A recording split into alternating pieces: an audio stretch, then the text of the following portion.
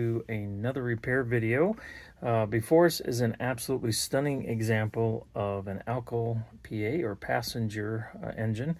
This one is produced by Lionel for American Flyer S scale.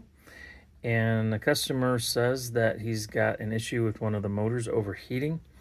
Found a field wire that had come loose, and he tried to fix it and quickly found himself at his wit's end, which I completely understand because I too have had to replace one of those, and they are a true challenge. So he sent it to me, and I'm going to take a look at that as well as go through everything else and get this back on the rails for him. I tell you, these color schemes, isn't that stunning? It is just hard to beat how amazingly cool looking that is. After removing the shell from this Alco, I wanted to inspect what was going on, see if I could figure out why there was a problem with one of the motors. The other thing I noticed is when I put power to it, I could get one motor to run, but the other one would not run at all, no matter what I did. But I'm getting a little ahead of myself. A couple things about this that struck me. Number one is I looked at the board. I noticed that it was different than some of the other recent repairs I've done, which I don't quite understand how things happen, but in the last few months I've done 6 or 7 different customer repairs of Alcos made by Lionel. And so I've been seeing a lot of these things of late, and this board struck me as being so different. The capacitors were bigger. It was missing the rectifier, the bridge rectifier, and the reverse units that typically there are 4 of those components. There's only 2 on this. It was only after looking at all that and realizing, these are open frame motors. So because this is a 1981, this was made very closely to original Flyer. And I also noticed this board has a little smile to it. It's got a little bow to it in the back. But I've been told that the reason Lionel went with a circuit board is because somehow they lost the tooling or something, some major pieces of the reverse unit. So they didn't know how to make Flyer reverse units. So they had to go to another alternative, which was this digital variation of a reverse unit. Okay, moving ahead, as you can see now I've got some things further dismantled. I found, as I've seen so far with every one of these I've looked at, the 4 worm gears were split. So again, this seems to be the way things happened, even on their earliest Alco diesels. And in this particular case, I discovered a couple things. The reason the front engine, I guess technically this would be the rear, well, whatever, the engine to the right of the screen, I found that one of the bushes for the armature was out of alignment with the strap, and so it was getting too much pressure, and that was binding up against the worm gear. So that was one thing that was making it really hard for that motor to turn. The other thing was the strap on it and the field I saw was a little bit out of alignment, and as I tried to adjust these tiny little Allen cap-head screws, I found that one of the screws was actually stripped out. So I went through my bits and pieces and found a screw that I could temporarily put in there, and I began to spend actually significant amount of time operating the motor, making adjustments, tightening things down, operating the motor, loosening everything up, making, just over and over and over till I could get it to where I was happy with performance.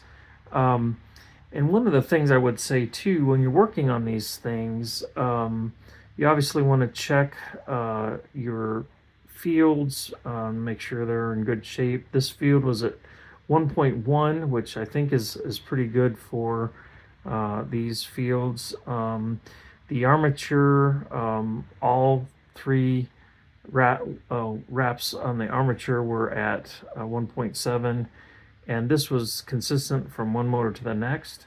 So I think that's pretty much status quo there. I did find that the motor to the right didn't seem to have hardly any runtime on it based on how clean the armature was and how little wear there was on the brushes. I also found that the way they did the springs behind the brush bands on these is really kind of goofy. The springs have a little 90-degree bend on them that fits in a hole, and I will show that more here in a little bit. But that's something, if you're working on these early Lionel Alcos, you're going to want to be kind of careful about that because, well, they can come loose really easily. And again, we'll look at that here in a bit. So I took this one apart and found that the springs behind the brushes one of them had come loose. Now, in some ways, they use the same approach with these brush holders that Flyer had used with the spring behind the strap here. The difference, though, is they just used a rivet here, okay? And these springs have a little bit of a 90-degree bend upward, and so basically all they're doing is they're loosely held in the strap. I mean, they're not locked in there, and they have a little hole here with this 90-degree bend at the end of the spring, and so you have to slide them in there, then turn them. You slide them in sideways, then turn them so the spring 90 is up in this hole, and then you compress them a little bit so that they push on the back of the brush strap, okay? Which is, again, if you've worked on Flyer Alcos, you know all about these. But what's crazy is they just will come out of there. The springs will come out so easy because there's really nothing holding them in there other than the tension up against the back of the brush strap. So, you know, man, rinky-dink. Why didn't they do a better job with those? I will never know. So this is interesting. Had issues with getting the engine to go in reverse when I first brought it over here to the layout. So I took it back over to the workbench and took the shell off, re-examined everything, couldn't find any reason why it wouldn't reverse. Just brought it back over here and same thing happened again. Then I discovered the issue. For some strange reason with this transformer, I have to wait longer before I add power. So neutral, now I need to count to like 3, 4, 5. But if I do it quicker than that, it won't necessarily shift. So now it's stuck in neutral, so I'll wait a few seconds. So I think there's capacitors maybe that are needing a little time to discharge. But what's interesting is on old transformers, it switches right away. So I don't understand that. But all that to say, well, I guess got to settle down here. Got an engine that runs very nicely. I've got the motors tuned up and synchronized. They're running pretty much identically both directions, at least as close as I can get them, using the yoke and screws to balance that out. So if you find that, well, now I should say this too.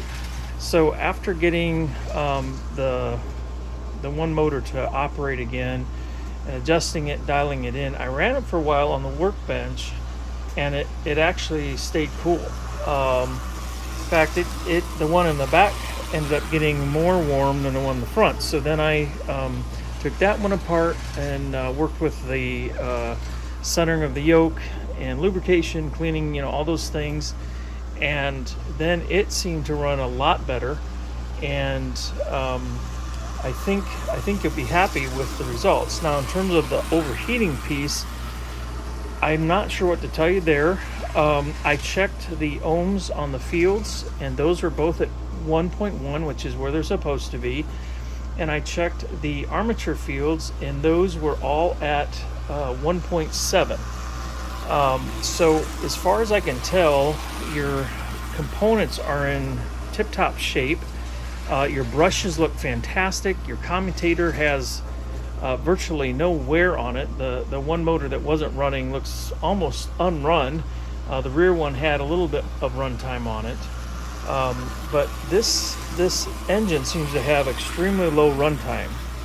So makes me wonder if maybe something happened soon after it was purchased, where it just, I don't know, it just didn't get operated, or maybe it was a shelf queen. I don't know. But here we go. This is what it's looking like now, and I've got a little surprise for you. So let me go get that, and I'll bring the camera back on in just a second.